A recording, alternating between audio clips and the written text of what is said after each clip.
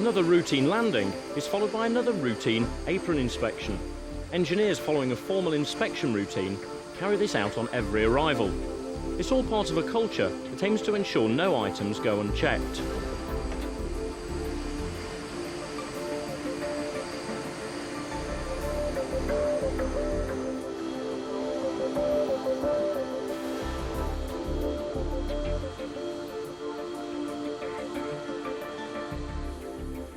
This car may not be as technically complex as an aircraft, but when it comes to inspections, the same disciplined approach applies when the car goes in for its MOT.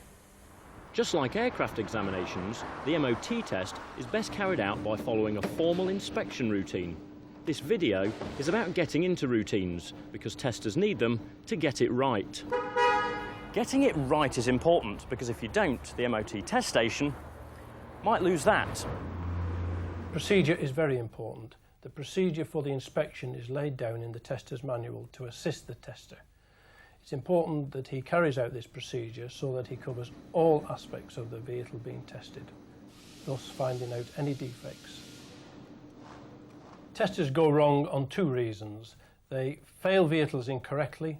This is because they don't refer to the manual for the correct standards, and they fail to inspect the vehicle because they do not use the correct routine. Again, this routine is reproduced for them in the front of the manual, and the Inspectorate says that if you keep to the correct routine procedure, you will find all the defects that there are to be found. This video is not a replacement for the manual. The manual has all the details and standards required to either pass or fail a motor vehicle. The Vehicle Inspectorate is responsible for nearly 20,000 MOT stations across the country, and it was at one of them I met technical trainer Henrik Kokoczynski. Hello, Henrik. Hi, Sean. Now, what's the best advice you can give when you come to do a test, and where do you start? Well, let's start in reception. The process really starts here in reception, where a few well-chosen words by the receptionist can establish some factors that will certainly save time for the tester later on. For example, is the vehicle the right class of vehicle to be tested at this test station? Is there a current and valid test certificate so that if necessary the certificate can be extended? Are the keys available that will unlock all of the apertures? Is it a diesel vehicle? Because if it is, there are two very specific questions that the receptionist will have to ask about the service history of the vehicle, and whether or not the vehicle was in any way laden, which might inhibit a proper inspection of the car. And finally, personalised number plates. There again is a reason why you might need the logbook to establish the correct age of the vehicle. So what next? Well, let's move off to the parking area. What we're going to do now is called the pre-check, and that is simply to establish that the vehicle is in a fit condition to actually be tested. It will involve opening every aperture that's actually designed to be opened, such as the bonnet, a fuel cap, all the doors. And if, say, for example, it was a panel van, any side or sliding loading doors, the boot. When you open the boot, if it's full of luggage, you might have to refuse to test. But should we consider diesels here too? Yes, we do. Reception have already asked the two questions, firstly about the service history and about the cam belt. Well, it might seem obvious, Sean, but of course we've got to make sure that the vehicle will actually fit on the equipment, and quite importantly, that the bridge jack will actually lift it. Now, there are quite a number of other reasons why we might refuse to test a vehicle, such as too dirty, engine won't start, broken down. Now, these are listed in the introduction to the tester's manual. Pen and paper for this next part, Sean. It still is pen and paper at the moment. In the future, it's likely this sort of information gathering could be done electronically. So where do you get these forms from? Well, this particular form, the MOT inspection checklist, is sold by the Vehicle Inspectorate, but it's not a mandatory form. You may use any form that you wish, but ideally, whatever form you do use ought to be made out in duplicate. By the end of the inspection, this will become an inspection report containing all of the advisories as well as the failure items. One copy of it should then be attached to the customer's documents. And the second copy, most importantly, is retained by the test station. That could be particularly useful in the event of an appeal. Now the manual says start here in the driver's seat. So that of course is once we've done all the pre-checks and the information gathering. There are a lot of checks to be done from this seat, and without a logical and flowing system, you're very easily going to get lost. What I'm going to show you is a system that works well for me. It consists of checking the driver's seat security, doing all of the steering wheel checks, picking up on the horn and moving down the column to the stalks, operating all of the controls on the stalks. When I do the particular one that operates wash and wipe, I look up to assess the windscreen, the screen and glass, and bring in the mirrors at this time. Now the system I use for a dashboard involves starting at the left-hand door pillar and sweeping progressively across the dashboard until we come to any testable item. Test that item now and sweep on to the next one. That will end us up on this post over here. When we've done that, we return to the column and move on down to the pedal group. Now it's so dark down there, I'll need a hand lamp later on. But what I will do now is the brake servo checks. And having completed the servo checks, I'd move across to the handbrake area here, carrying out all of the handbrake checks and the seatbelt checks. And then finally, one last check before we get out of the vehicle, make sure that the passenger's inner door handle actually works. That's the inside of the car complete. When you get out of the vehicle, the manual has clear diagrams of the path to follow at ground level and underneath. This is a set routine and a route to follow as the tester works around the vehicle. The reason is simple. By doing so, the tester is more likely to be methodical and not miss any testable items. It's just like with the aircraft. The suggested routine in the manual, as we have seen, starts in the driver's seat with the associated checks. Next, get out and move round to the front of the vehicle to examine the lights and check headlight aim. Move back to the offside front. Then work your way along, checking the offside, not forgetting to open all the doors. Inspect all the sills for corrosion. In some cases, the outer ones might be easier to inspect later when you do the underside. At the rear, examine the lights and then inside the boot or cargo area. Then move forward down the near side to the front again, repeating the necessary checks. Finally, inspect under the bonnet. Now let's look at the routine in more detail. We've finished in the driver's seat, and the next thing we're going to need is an assistant. A few words about the assistant. He's going to have to operate all the controls when I ask him. Now, even if he's a fully qualified tester himself, he cannot make any decisions. So, Eric, would you like to join us, please, and sit in the car? And we'll move off round to the front of the vehicle. We'd ask the assistant, Eric, to switch on the lights, please. We'd check the condition and operation of all the legal required lighting at the front, not forgetting that they need to be tapped to see if they flicker, and check for security.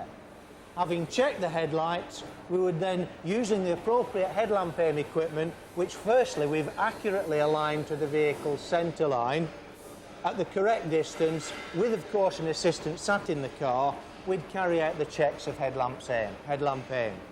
We're going to set off around the car now in a clockwise direction. So putting the beam tester away, we're going to move over to this corner here and carry out a check of the operation of the front shock absorber. Be careful not to damage body panels. When we're happy with the shock absorber, step back and look for sharp edges and damage. Looking down now at the tyre, find out the size and type on the tyre. But the tyre condition I'll do later when I have a much better view.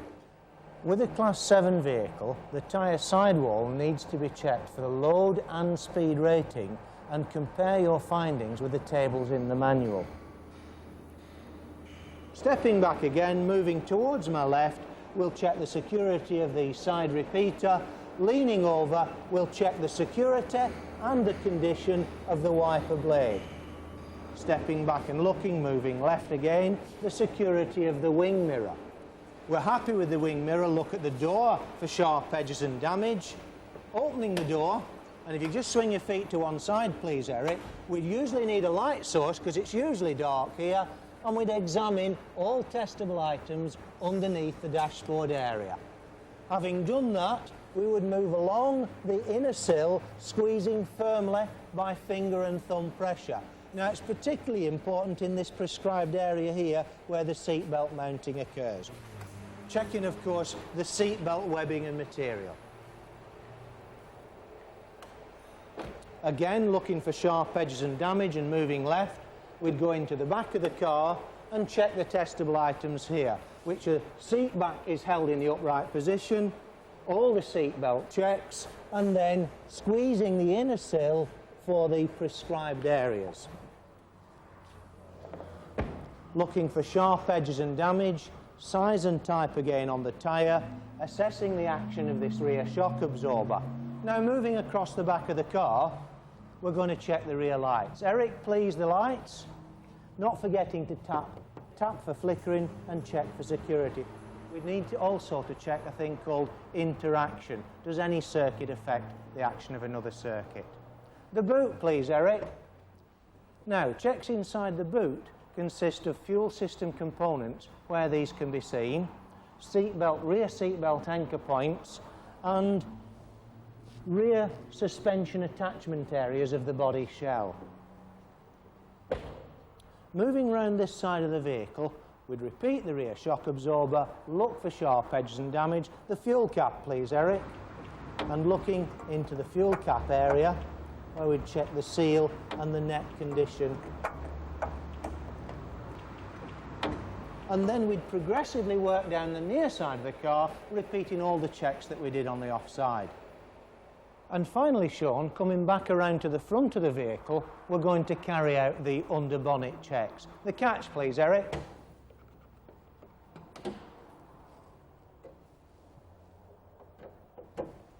Now, under here, as with the rest of the car, what's needed really is a system.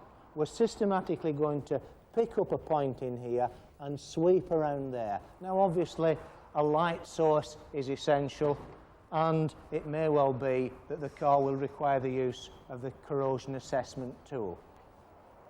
So, from this point in here, we're going to sweep around, looking from down in this area here, searching the car's body shell for, in particular, the prescribed areas for any signs of excessive corrosion. There are none on this vehicle. We're moving across, and we're looking now at all the bulkhead area and the corrosion around here, round there, and down into the area around here. Essential to have your assistant because we'll need the engine running. Okay, Eric, make sure you're out of gear and start the engine, please. Now, Sean, with the engine running, there's several things we can check. Is the exhaust system unnecessarily noisy from, say, the exhaust manifold? Are there fuel system leaks? All the fuel system on view here. And also with the engine running, we can assess all the brake system components under full servo pressure. So we'd look at the items. Okay, Eric, foot brake hard on and off. Foot brake hard on and off. Testing items under pressure. One last job that we'd save to the end is rock the steering. Now, for that, the engine would need to be running if there was power steering. And so, rock the steering, please, Eric. We'd need a light source to look at any testable items. That completes the under-bonnet inspection.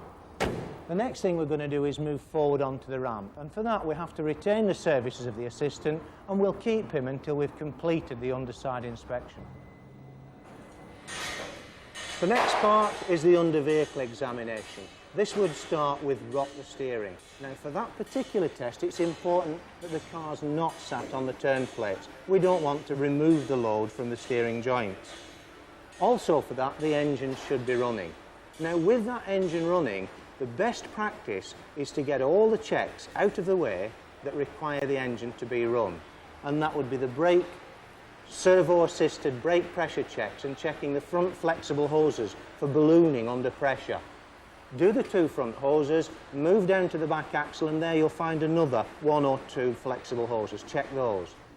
Remember, all brake hoses and pipes need to be checked under full pressure. If there's a mechanical load sensing valve, we might check that now to see that it moves. Walking back down the vehicle, checking the exhaust system for noise and leaks. When we come back to the front, we can now ask the assistant to switch the engine off, and we shouldn't need it again. This extra little procedure we've just talked about is not exactly what's shown in the manual, but the purpose of it is to enable the checks that are necessary with the engine running to be completed as quickly as possible so that the engine can be shut down, and this will minimise pollution. OK, Eric, switch off the engine. Just as with the vehicle on its wheels, there is a set inspection route underside as well. In the manual's suggested routine under the vehicle, we see a view from above. This shows a start point by the offside front wheel. Work forward from here and across the front of the vehicle, and then back along an imaginary line between the front wheel centres.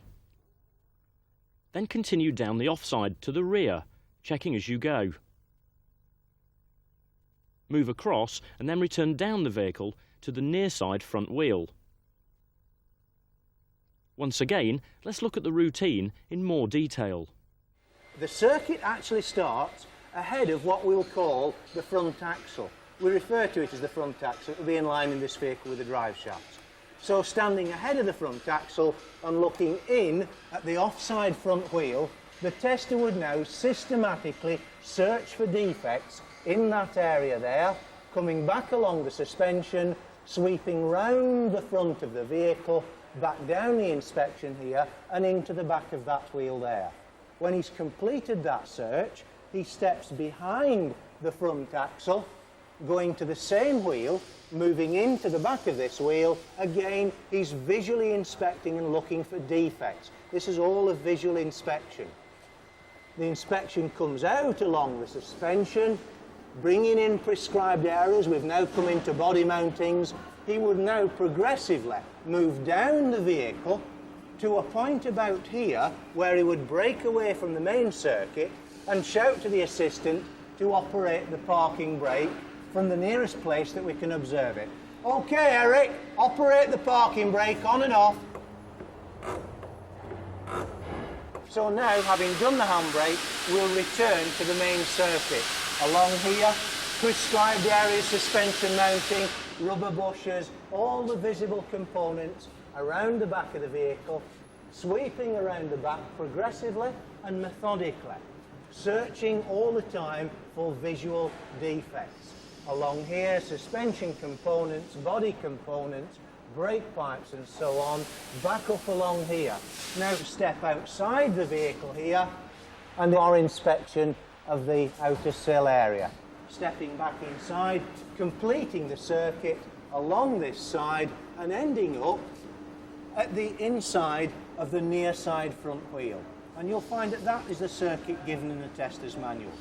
That's completed our methodical search of the underside of the vehicle. We're now ready to go into what we call the jacking routine. We're going to jack the front of the vehicle first and then the back. Now, when we jack the front of the vehicle, it's important to have identified which suspension type you have, because the manual shows us all the different suspension types and the appropriate jacking position. Now, this particular vehicle is equipped with what we call McPherson strut suspension, and so it's critical that we jack on the body and let the suspension fully hang. We've jacked the vehicle up and brought it back down to a comfortable working height. We're going to move on to the next stage now, which involves us carrying out an examination inside the wheel arch area. So Henrik, what's this used for? Right, Sean, we call this the heel bar, and this is used by placing it underneath the front wheel and levering upwards. Now that's done on every car, but what we're actually looking for as we lever upwards will differ from suspension type to suspension type, and all the different items are listed clearly in the manual. For this particular car, what we would be looking at would be solely the attachment of the upper McPherson strut to the inner wing. After that, we'll lower the vehicle onto the turn plates and carry out the lock-to-lock checks.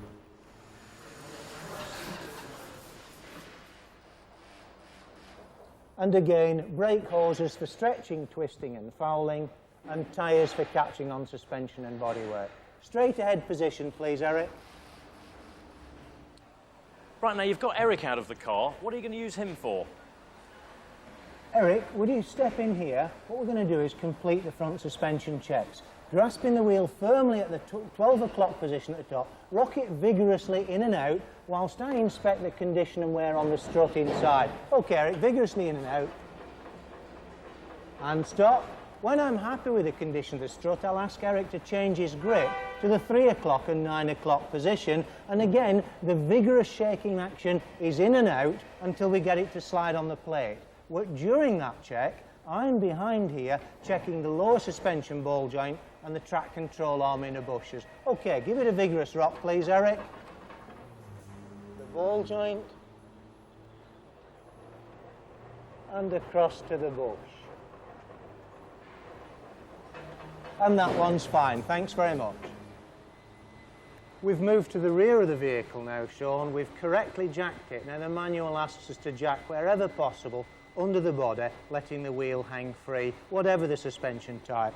This will give us a much better view when we sweep around here, testing all the items that come into view. The next part of the test is the brake test. We're going to use a roller brake tester. There are full instructions in the tester's manual for the correct use of a plate brake tester.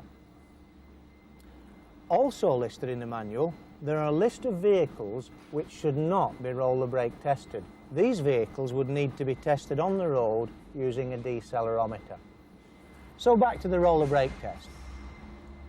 First of all, we've got to align the car centrally in the rollers. Handbrake off, start both rollers together, let the car centralise itself in the roller set.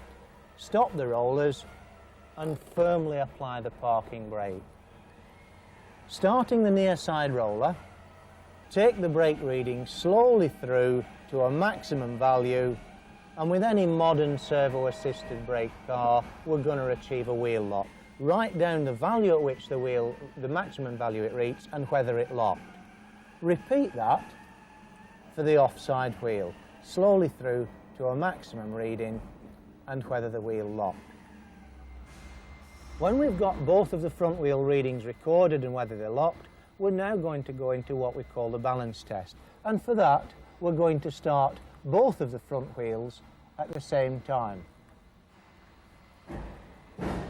Before we press the brake pedal, the first thing to do is to look for any bind on the clocks. There are none, and so you go through now. Slowly observe how the readings rise as a matched pair. Take the readings as high as possible, but do not allow the wheels to lock. When we're happy with the balance, and this one's clearly good, watch the brake as you slowly release it to see that they release as a pair. When we finish the front wheels, we're going to move the car forward onto the rear wheel brake test.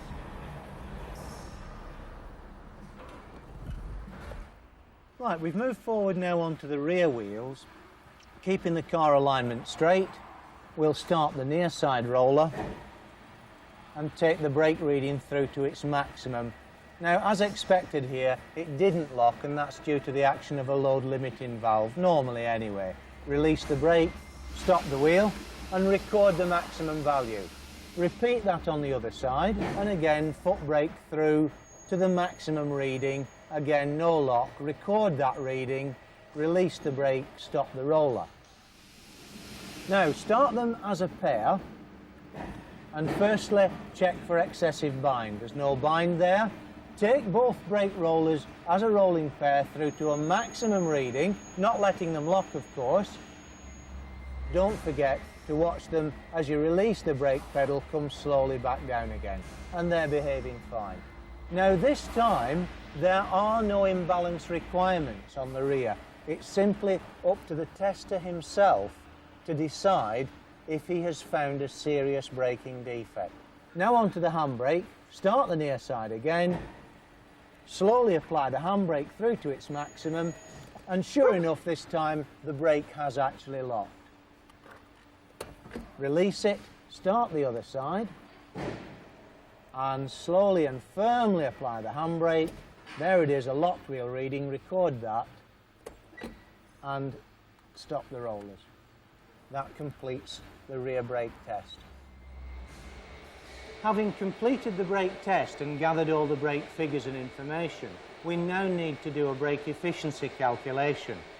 Now, the vehicle that we tested is a Class 4 vehicle, and so for that we would need to take the vehicle's wall chart weight from the wall chart and perform a calculation of efficiency. It can be done very simply on a device like this, or by using the formulas in the manual.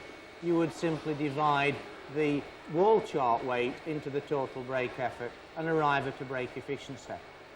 There are possible problem areas. There are many vehicles that are not on this chart. Take, for example, a motor caravan.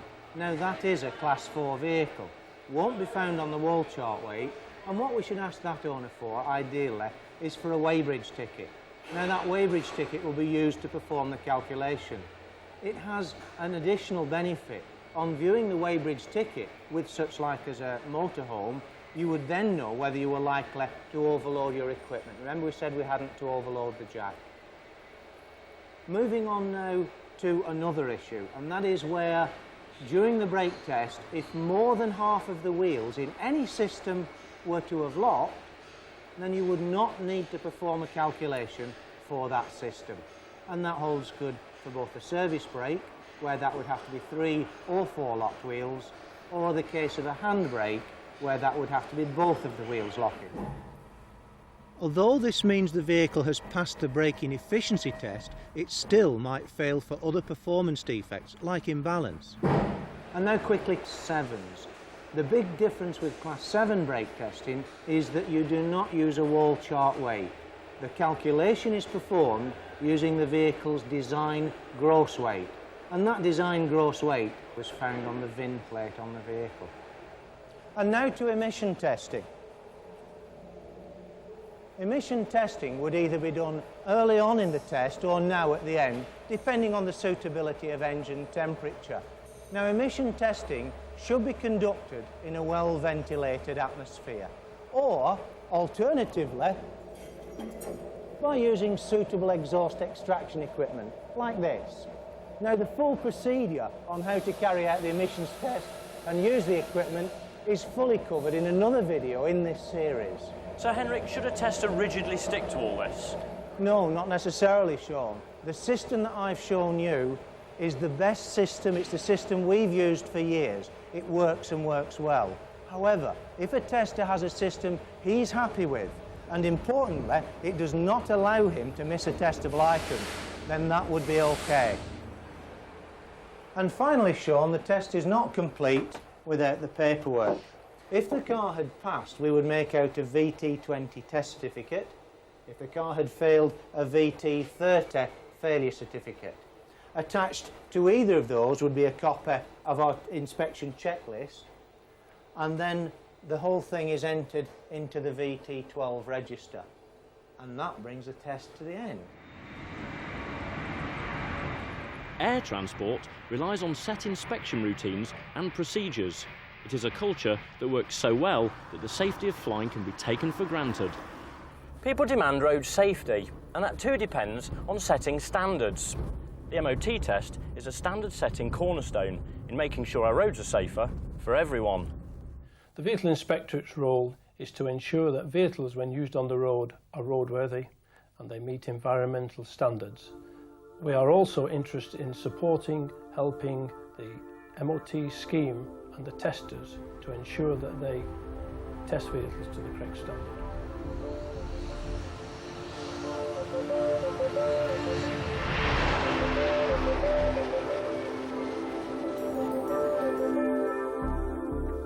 MOT Matters is a series covering many issues that concern authorised examiners and nominated testers.